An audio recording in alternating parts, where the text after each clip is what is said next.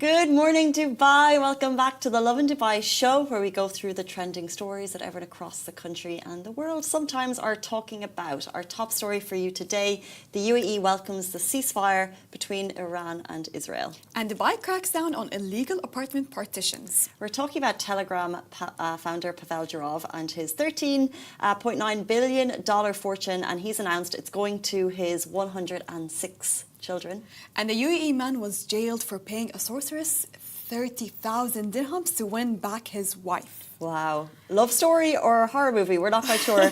Later on in the show, we've got TikTok star Rosie, Routledge. She's going to get real about dating in Dubai, life for expats, and also just the realities of living in Dubai and the expenses that go with it. And in today's rapid weather report, it's mostly sunny with temperatures ranging from 29 Celsius to 43 Celsius. I'm not feeling like it's 29 Celsius. What do you mean?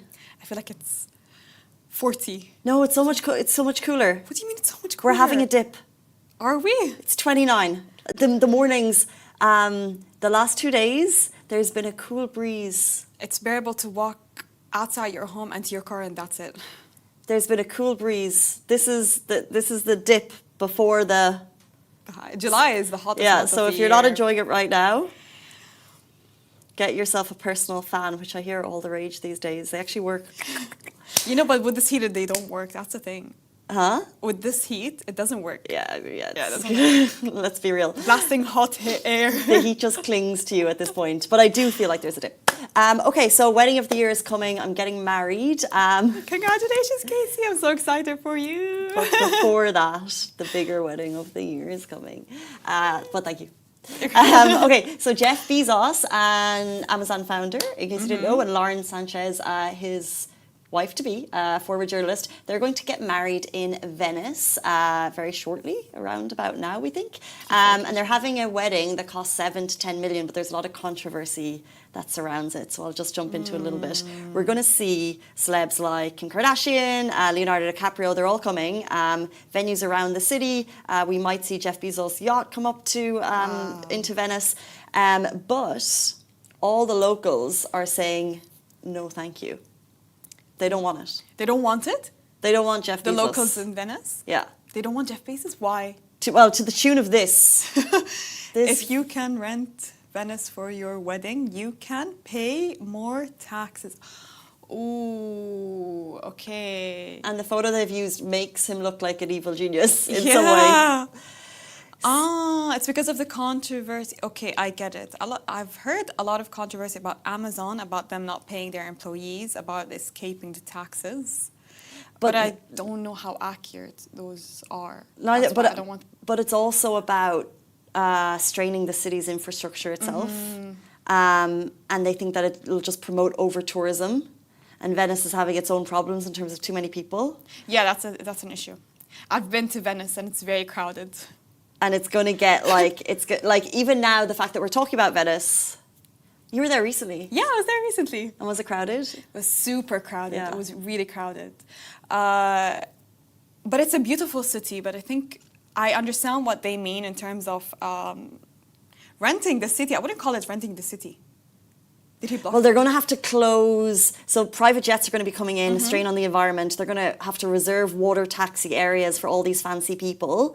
Now, the activists who've done this, they're planning to even disrupt the canals and streets. So think about you're planning your wedding and you've got hundreds of people planning against you who are probably going to find the areas that you're closing, and they're going to be waving pick cards, I imagine.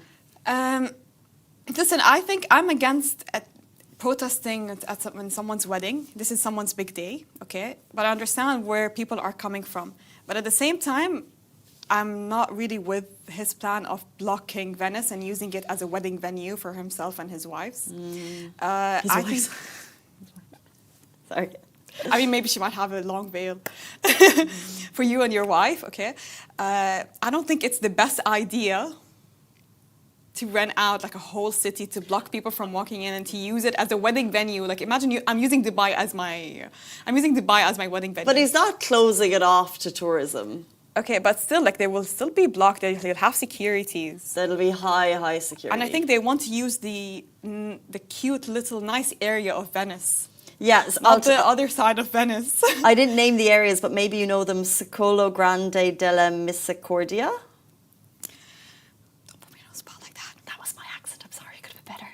I mean, I only know boats and... Where? Boats and lakes. What's the lakes? What's the lakes? It looks nice. Yeah, but is that so? He's got the money, so he can do it. But is it fair on the locals? I don't think it's fair on the locals, and I think already people are so annoyed from the overcrowding and the tourists. Because if I'm not wrong, let me check the amount of tourists Italy gets in a year. Number of tourists. Yeah, I really think that's worth considering, because maybe if that place holds dear to them, maybe they had their first date there. That doesn't mean that you have to over amplify the area. It's basically like it's your hidden gem, and you're telling people all about it. So in 2023, Italy welcomed 57.3 million tourists. Wow. And it's all year round. It's obviously heavier during the summer, but it's all year round. I think Instagram is to blame. Like we all, like you look at all these beautiful places. But this is what we were talking about yesterday. Like the Arab world needs more moments on the feed, because we have beautiful places, but they just don't get pushed. Anyway, someone's saying. Nevertheless, okay, I'm not gonna lie to myself, but I'm excited to see what's gonna come out of this wedding and the images and pictures. Yeah, same. Protests or dresses? I'm on the local side, but it's happening, so excited to see how it turns out. Someone, Sally Ramoni, is saying, shows how much money have power. Yeah, if you've got the cash. Money means power. Money means power, unfortunately. Let's jump in to our top story of the day. The UAE welcomes the ceasefire between Iran and Israel.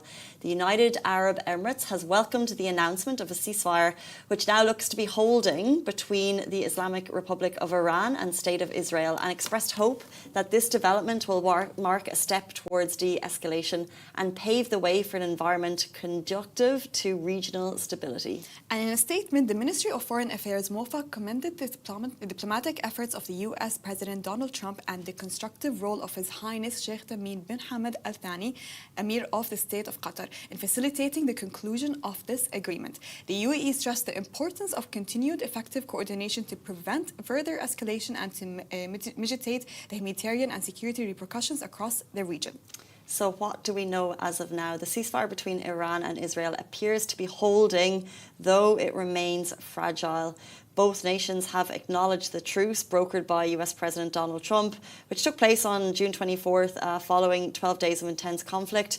The ceasefire itself was then initially marred by initial accusations of violations from both sides. There was further escalation, which has also since been halted after Trump's intervention, which included a direct call to Israeli Prime Minister Benjamin Netanyahu, which reports saying Trump was extremely angry and frustrated, and he also shared tweets to that, or posts to other social media platform, not X, Truth Social, showing his anger with what was going on. And closer to home, people are keen monitoring flights as they may prepare to travel for the summer. So Wizz Air Abu Dhabi confirms that all flights to and from the United Arab Emirates on 25th June have been cancelled following a decision by Wizz Air Group, while Dubai Airports issued an announcement saying due to regional airspace closures, flights from DXB and DWC Al Maktoum International may be impacted. So please check with your airline for the latest updates before heading to the airport, especially for guests traveling to India.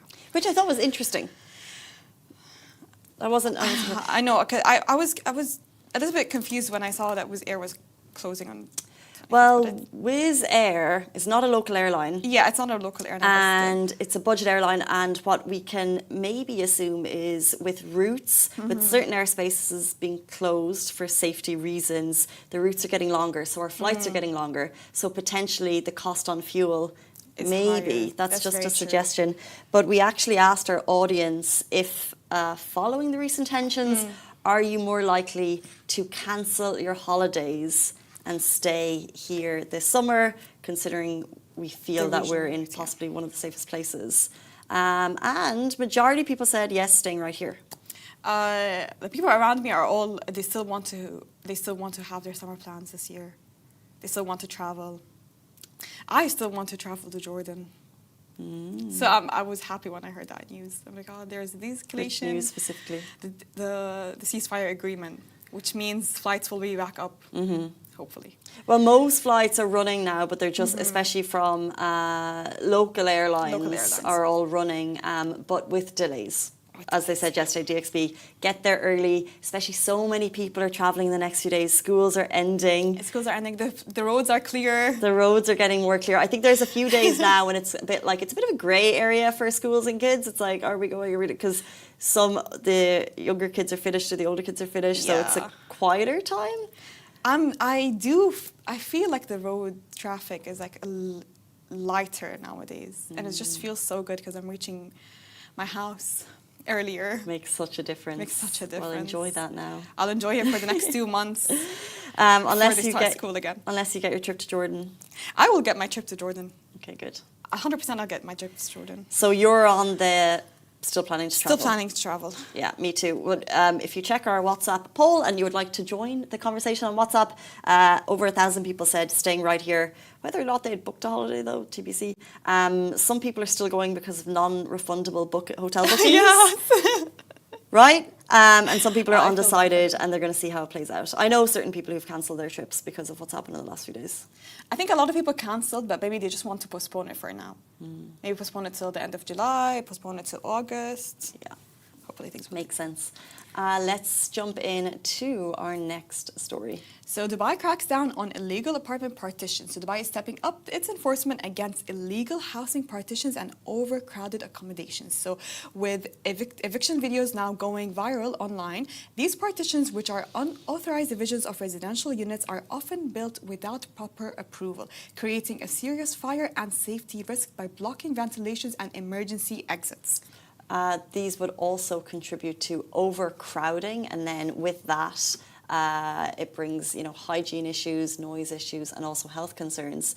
And the penalties, by the way, are steep. So if you're caught in sharing apartments illegally, you can face fines of up to 50,000 dirham and forced eviction as well. According to Article 24 of Law Number 26 of 2007, subletting or co-sharing any property requires explicit written consent from the landlord. And Dubai Municipality and the Dubai Land Department are currently inspecting high-density neighborhoods such as Al Rikka, Al Muraqabat, Al Barsha, and Al Satwa. Social media has been flooded with clips showing the clampdown in action as authorities dismantle illegal partitions and clear out packed flats. So I think people are not realizing how risky those illegal partitions can be. It's blocking exits. It can be a fire hazard. But come to think about it, is it the residents' fault or is it the landlord's fault? The landlord's. It's the landlord's fault. If they know this is a hazard, if they're aware of this hazard, and you're allowing it to happen just to get more cash, totally your fault. Totally landlord's fault. And it seems like with so many videos being shared, it seems like this is a surprise to people, and you really feel for, in this weather, if this is happening. But with the laws as they are, in safety precautions, when you see things happen in buildings and you think, are the regulations being followed? It's really down to the landlord. Like if you're on a certain salary and you're able to save a lot on rent by being part of the partitions, by living in shared accommodation. Like we've had multiple people on the show started off in shared accommodation because that's what you can afford, then you're going to do it.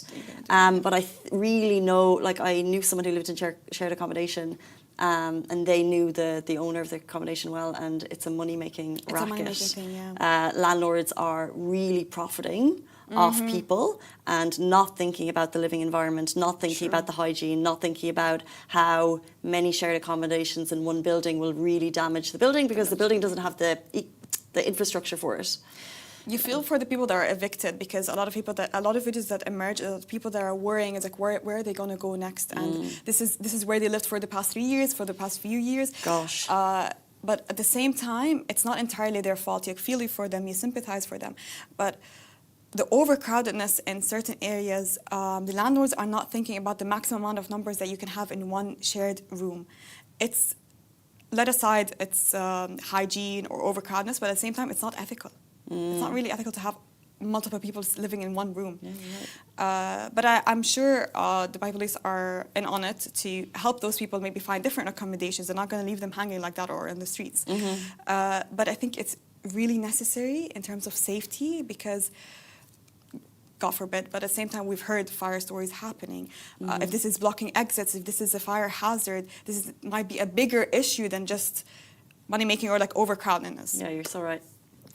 So true. More on that as we get it. We feel like this is a developing story, so we'll keep you updated on our feed.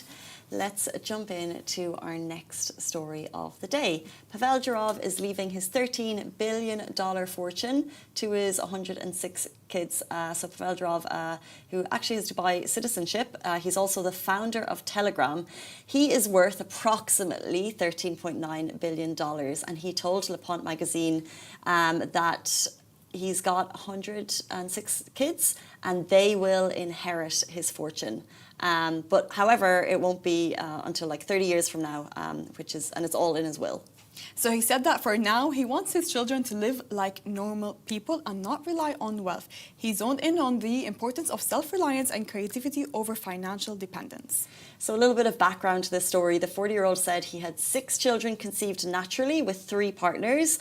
However, he's also fathered over 100 additional children through sperm donation. And Drew said that all his 106 children will have equal rights to his fortune, meaning each could inherit around $131 million.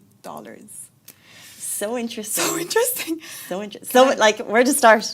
First of all, whenever I look at this man, sometimes he looks like he's a man in his 20s. Sometimes he looks like he's a man in his 40s. Sometimes he looks like he's in his 30s.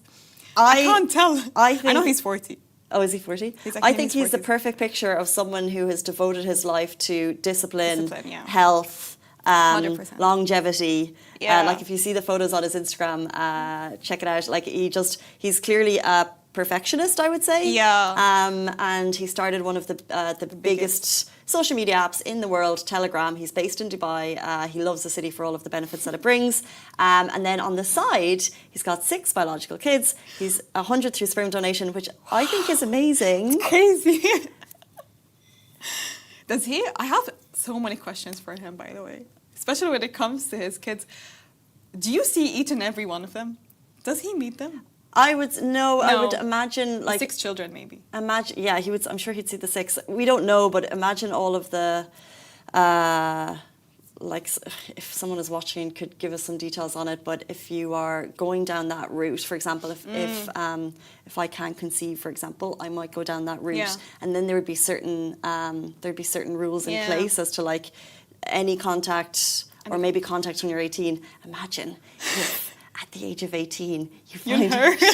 Did you ever, like when you were younger, be like, maybe one day I'll find out like it's all a ruse and I'm a millionaire? Did you ever have that? It's like one day. Yeah, I've always had it. It's like, oh, they're lying to me, you know? Yeah.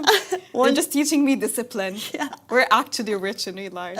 And that's actually going to happen for these kids, 131 million. Oh my God, I wouldn't believe it. I would think it's a scam. But he's but it's real. But he's saying he doesn't want to just hand it to them, which is... Well, if you're, let's say you're a rich parent, hopefully, you will be a rich parent, hopefully. Would you spoil your kids? I'm not saying like where they grow up to become spoiled brats. Where would you show them that luxurious life, or would you want them to live a normal life, just like how he's explaining it? Normal life. Normal life. Yeah. Or would you? But if you worked hard towards this life, would you not want your kids to have like a easier, high-end life? It's so difficult because you'll want to give your child every opportunity in life. So in some ways they will be spoiled. Yeah. Hopefully will have a great education. But at the same time, to really succeed in life, I believe people need drive and they need determination. And if you have everything handed to you, that's why I find like some people are so inspiring because, you know, they have everything, but yet they still work so hard. But I do think that not having everything when you're younger gives you more of a drive. True. And that's difficult for parents to balance that tightrope because you want to give them everything, but at the same time, you know that giving everything could be their downfall. Yeah. And they'd be too dependent on you. They wouldn't want to work or they know they have a safety net. What do you think? I think I would give them like the taste of that business class once. and then back to economy. Could you imagine? It's like something you never do. We're just going to fly business class once. You know how the other half live, and then back to economy. And then back to work towards that. And work towards that. That's your goal. This is the goal that you want. I would give them a little bit taste of that life, but I would teach them discipline. Like I would expect things from them, and do well at school, get into the best universities, because I am giving you that chance. Like you have that chance, you have that opportunity, but you have to work towards it. So don't be lazy because you're too financially dependent on me. Get a job. Get a job. When you're young. Get a job. Work in the house. Yeah, work in the chores. Chores. And just, I think they have a chance. Just don't let it get away from you, because a lot of people might not have the same accessibility. I just hope if I have kids, I hope they're nice. You know what I mean? Nice. Like, I hope It's they're cute. not like I was.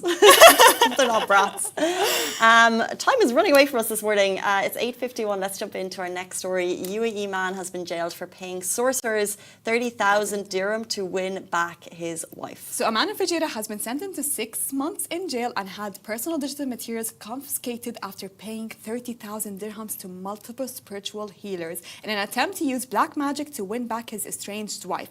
The case, confirmed by the Fujairah Court of Appeal, also involved privacy violations, as the man shared personal photos and videos of his wife and her family via WhatsApp. What are the stories today? The wife filed a police complaint after being contacted by a woman claiming to have proof of her husband's actions. She submitted the WhatsApp chats, images of spells and photos as evidence. Oh my God. The man admitted to contacting 3 women online, paying the First Lady 20,000 dirham and sending personal images and contact details. When she demanded more money and then threatened exposure, he sought help from 2 more ladies, paying one of them 10,000 dirham. And the wife, who had left the marital home due to abuse and filed for divorce, was offered the proof by one of the women in exchange for 35,000 dirhams. When she refused to pay without seeing the evidence, the woman sent the materials anyway. She was trying to scam. She's trying to scam. The man was convicted of 4 charges: fraud and sorcery, endangering others, privacy violations, and unlawfully sharing private contact. The appellate court upheld the original ruling, stating it was based on solid legal grounds, and the 6-month sentence remains in place. At the heart of this is a woman who left a marriage because of abuse. So we're so glad that at the end she's getting some type of financial reward from this. But we're sorry and that a justice reward as well. a justice reward. We're sorry that she had to go through this, clearly from someone who is insane, damaged in some not way. mentally well. He wanted To her come to the back. story, yeah, he wanted her back, but he saw it like a witchcraft thing. I think because a lot of people believe in witchcraft, superstition, sorcerers, where you do black magic on people to make them fall in love with you again or to get you back. I can't believe there's people out there You who pay a are lot of money accepting to do money that. for this type of It's scary, act. by the way. It's very scary. It sounds like a scary. Netflix movie. Yeah, or a show. and apparently he paid a lot of money, and he was willing to pay 3 women to get her back. I think if this man went to such lengths, even after she filed for divorce, I fear for her safety, because he is not mentally well. She suffered from abuse, which made her file for divorce. He was still obsessing over her. He wanted her back. Not safe for a woman at all, but alhamdulillah, like, we live in the UAE. How scary was it to live with such mentality, or a man that was obsessive to the point where you'd go to 3 sorcerers to try to win your wife back? But can we say something? One of the women tried to get money off of her, but I think she still felt bad. I hope, well, she said, no, I think she just wasn't smart by, like, let me just send you the evidence anyway. So the woman was able to use that to go to the police. But God loves this woman, by the way, by showing her the evidence and everything. Really, God loves this woman. May God protect this woman as well, because I fear for her. I'd like to nearly jump into, like, if I was really trying to get someone back, what's the furthest lengths I'd go? Like, removing myself from that situation. But I think, like, you know, a few texts. A few texts and that's it. Or like constant texts. A lot of people are crazy. Yeah, I don't think I'd be A lot going. of people are crazy. I wouldn't be. My advice is just take yourself out of the situation. Always take yourself out of the situation. If there's someone It doesn't looks like desperate. He looks very It desperate. looks very desperate. Speaking of, let's talk dating with people who have a better idea than us. We're so excited to welcome Rosie Routledge. She is a TikTok star in Dubai. So we're going to talk about dating, expats, and the realities of life in Dubai. Do stay tuned.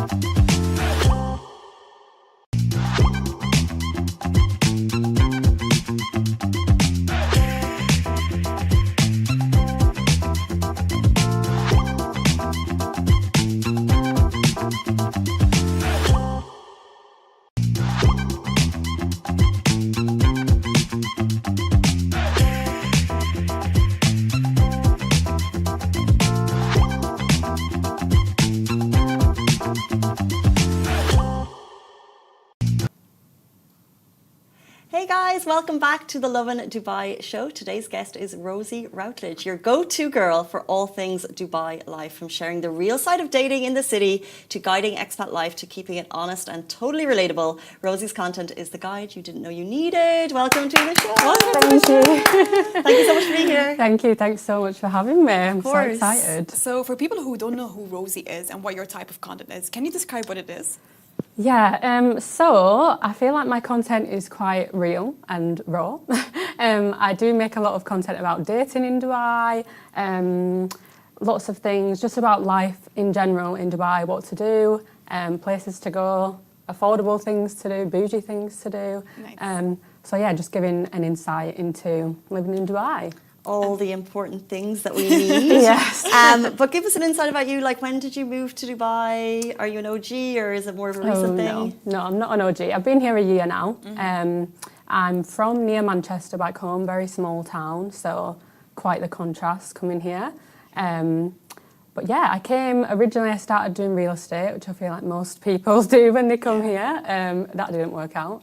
So yeah, now I'm focusing more on content. I feel like it's just not for me. It's a very difficult job. I feel like a lot of people come, try it out. Some people succeed and do really well, and others don't. But I feel like I needed to try it because it's just part of Dubai life. Come, try real estate. But it wasn't for me. So interesting. And by the way, we've heard a lot of influencers from all over the world that are coming to Dubai. Why do you think so many people are attracted to Dubai? Lifestyle, I think, being the main thing. It's so glitz and glam. It's so like such a forward city. It's clean. I feel like that's one big thing. And yeah, just lifestyle.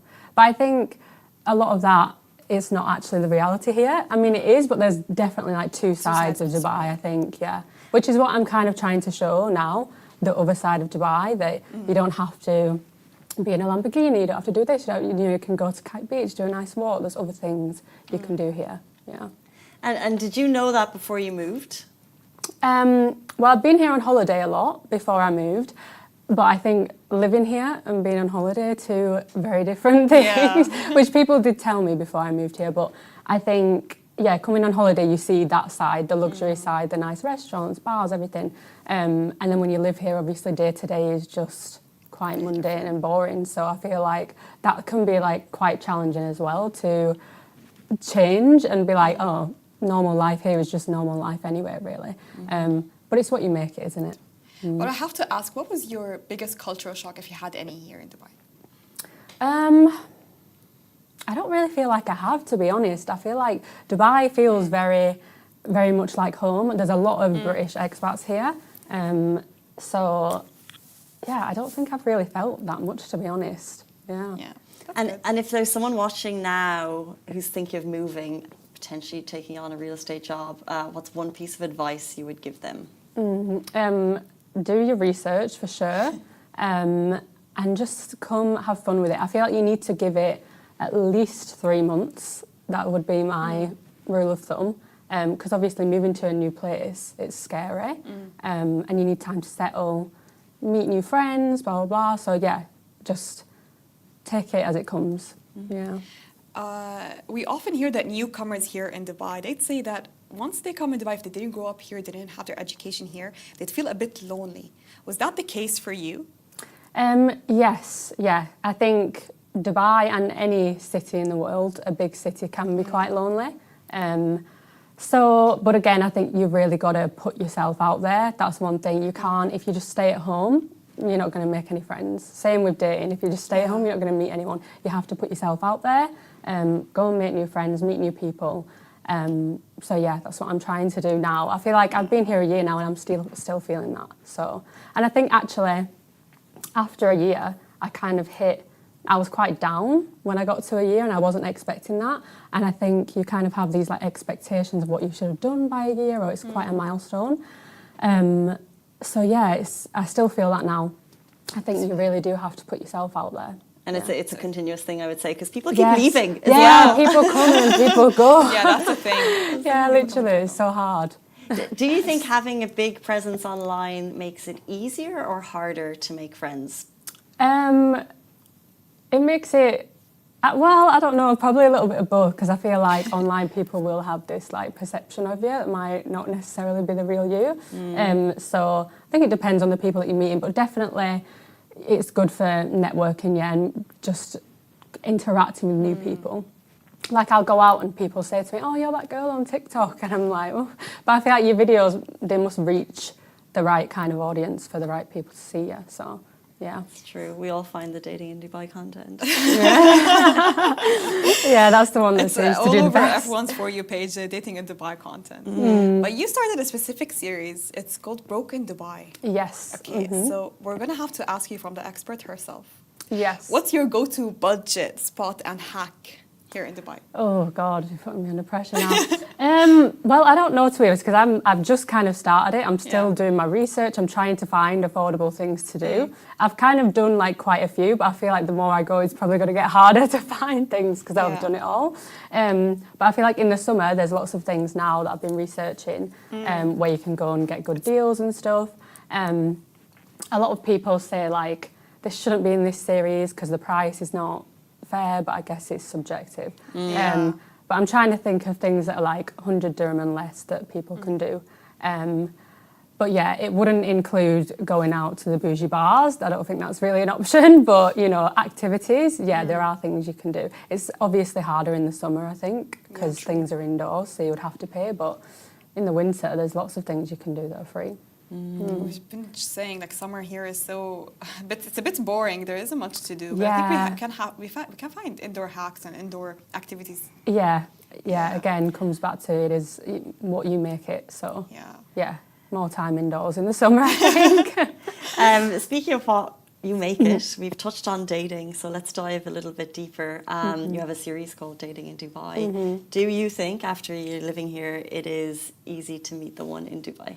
No, definitely not. But I do meet some people who have found someone here and they're engaged, they're getting married, they're having a kid now. So I guess it happens, but I think it's definitely harder. I think especially coming from like a smaller town where there's less people, I think you would be more likely to meet someone in that setting.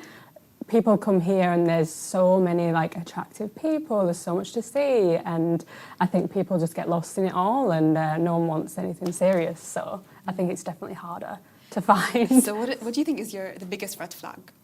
My biggest red flag? That's a good question. Maybe guys who on dating apps, people don't put like their pictures of their face. They'll just put pictures of like flowers, cars, money, and I'm like, that is the biggest red flag, because number one, you've probably got a girlfriend if you're not posting your own face on there. Or even same just on like Instagram, guys will have an account and there's just nothing on there, no face, nothing.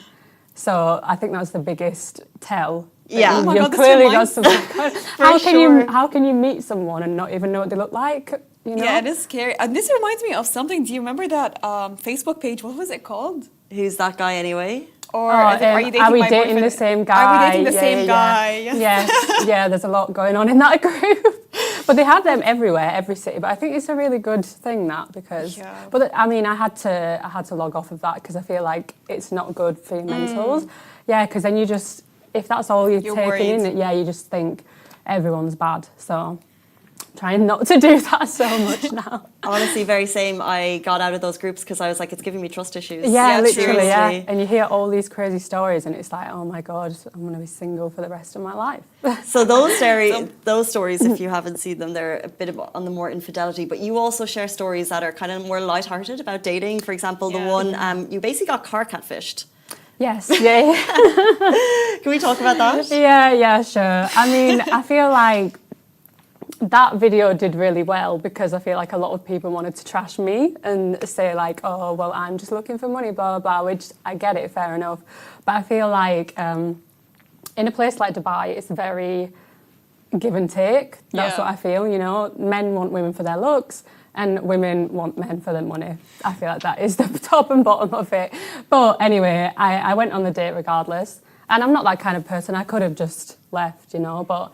He came anyway. Backstory. If anyone's not seen it, he like his dating profile had Lamborghinis, G-wagons, all that kind of thing, and then he came and picked me up in a Nissan Sunny, and then which is fine, that's okay. I still went on the date, but his attitude throughout the date was just not good at all. He had a very big ego. That's all I'll say.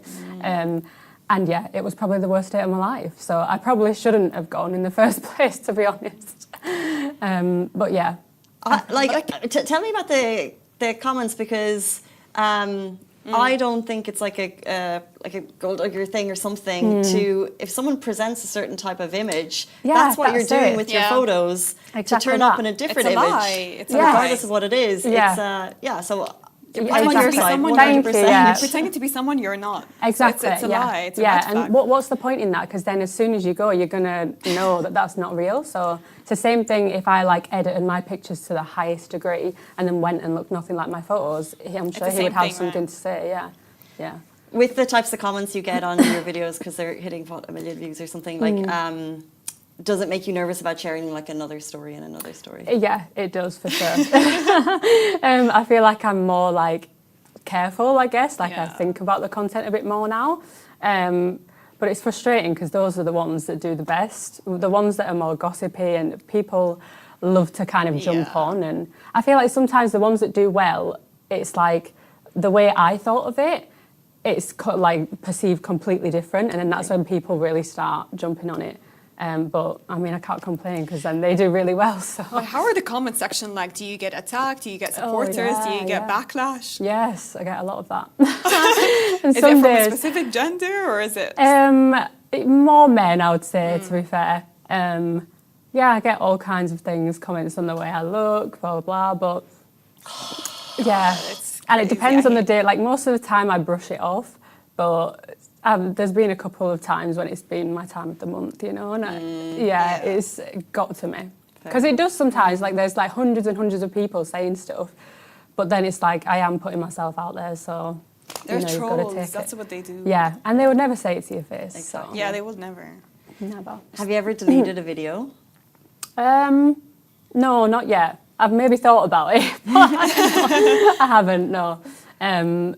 But sometimes, yeah, when you get a lot of feedback and a lot of comments, but I think it always becomes like conflicted. People in the comments will be like, oh, there's nothing wrong with what she said. Other people will be like, oh, yeah. So people have different opinions, I guess, and that's part of it. You usually respond to comments, or do you just leave them? I do respond to comments, yeah. Some people say I shouldn't, but I do. Mostly for engagement at the beginning. I'll just keep commenting back.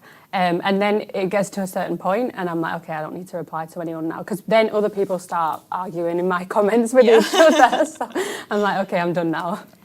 If you're going on a date, would you rather a man who splits the bill or who goes all out on date one? We're talking like OTT, flowers, gift, picking you up. Yeah, that one. The latter. For sure. I don't mind, like first date, I don't want to pay 50-50 if I'm being real. But later down the line, I think a guy should do the most, but I don't mind, you know, if he's got this, I'll get this later on. But I feel like the first date is a time where they should be putting their best foot forward. And I don't like it when people are like, oh, let's go for a walk on the first date or come over to my hotel for the first date. I'm like, come on, be real now. So yeah, the more effort, the better, I think. What do you think is the most expensive date you've been taken on first date? And was it good? I wouldn't say I've been on any super expensive dates. Nice, I've been to C'est La Vie a couple of times. I like it there. That's a really nice place. Royal Atlantis, I guess, but nothing too crazy. Still No fancy. Lamborghinis Fancy. yet. So But still fancy. I mean, shout out Royal Atlantis on a first date. yeah, not too bad. Not too bad. fun. Fun. It's Yeah, fun. it's fun. Yeah. Interesting. Yeah. If someone asked you what is your ideal first date, what would it be?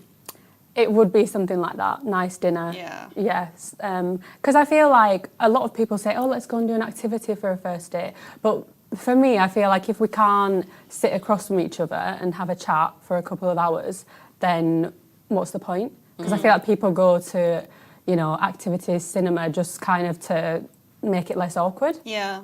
But I feel like let's go, have a chat, and if it doesn't work, it doesn't work, you know? I did a cinema first date before. It was so awkward. Yes. Not because I'm so awkward, but it was awkward. Yeah, I just feel like what's the point? Because you can't even chat to each other, can you? You need to chat. Yeah. So let's be positive for a little bit.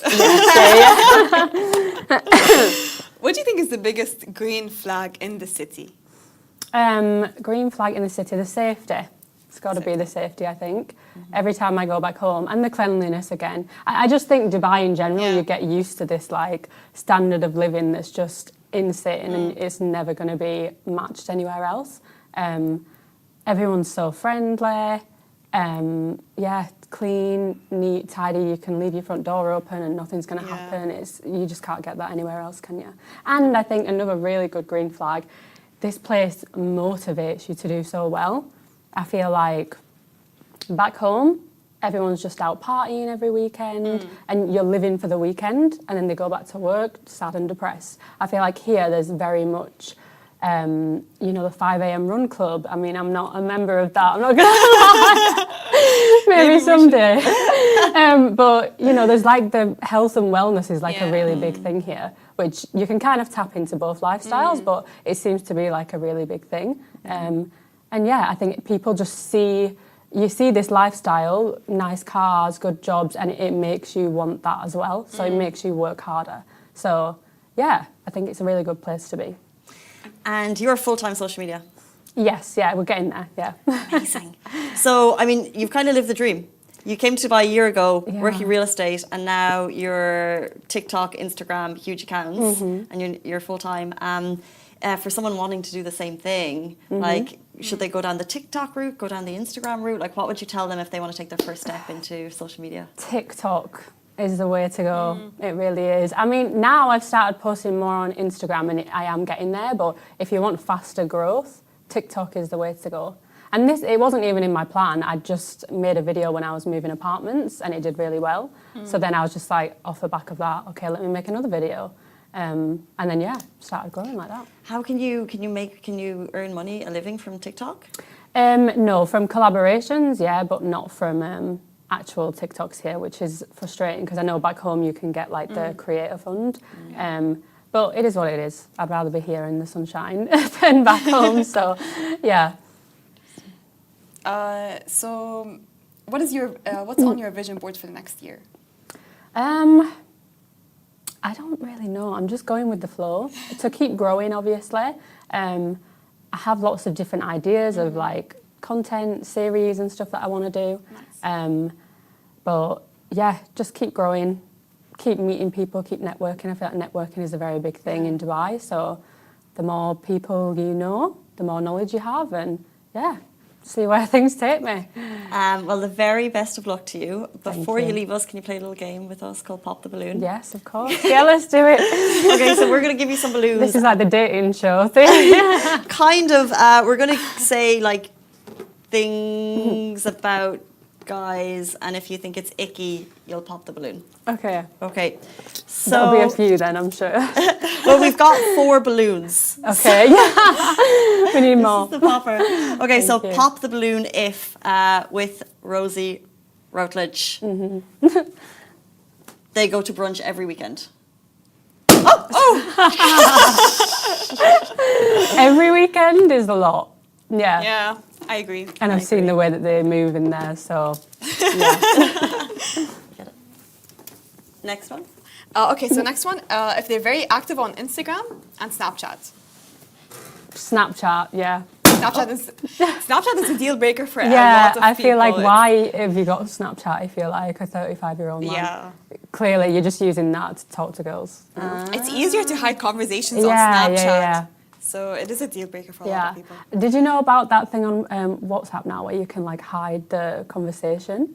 Like in the chat, like you have to have a keyword to find the chat. No so if you do have a way. partner, there's no way that they would find it because the keyword could be like, I don't know, shoes or something, and you would have to search that to find the chat. Mark Zuckerberg is not helping us out here. helping us. And what about if they're active on Instagram? I mean, that's okay, I guess. Instagram's okay. As I just don't be following loads of girls, you Yeah. know, which I feel like they do that, but that's a red flag for sure. So if they talk about their salary on their first date. Yeah. Confetti! Yeah, I don't like that. Like, I feel like you're showing off probably. So Yeah. I feel like don't do too much. If you've got a good salary, like that's fine. Keep it to yourself. That would show at some point. And I also feel like, especially in Dubai, I've had this where I've dated guys where they're like, I don't have any money. I don't earn a lot of money. And I'm kind of like, oh, okay, like that's fine. Like, but you know, I don't know.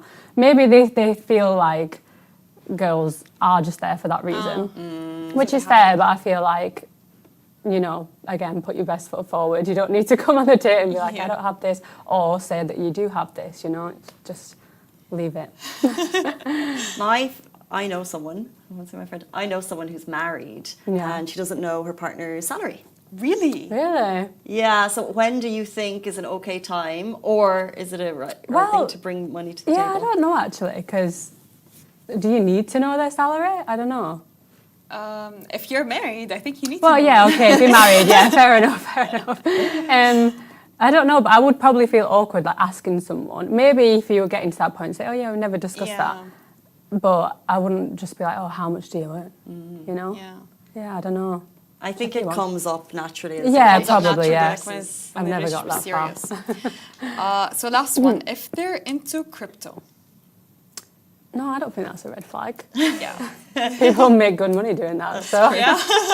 I know that I feel like there is a bit of a stigma for guys who are doing that. But no, I don't think that's a red flag. I don't understand it.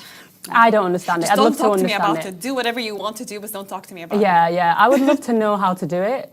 but I think it's too much numbers for me. It is. Yeah, can't do that. But I feel like the girls should be getting onto that because it seems to be like a guy thing. And it'd be really cool if all the girlies were making money doing that. Imagine. Too. Yeah. With our Lambos. Yeah. There you go. We don't need them anymore. We'll do it ourselves. We'll be showing up with our Lambos on our Instagrams. We'll be pulling up, taking them on a date in the Lambo. Why not? Dream big. Yeah. Rosie, thank you so much for joining us. How can people find you if they want to? Instagram, I am at Rosie Routledge with 2 E's, and same on TikTok. Yeah. Thank you so much for talking everything Thank Dubai you. this morning with us. Really appreciate your time. Perfect. Thank you for having me. It's been great. And thanks, Masa. Thank you, Casey. And that brings us to the end of the Lovin Dubai show. We're back with you tomorrow morning, same time, same place. Have a beautiful day. Bye-bye.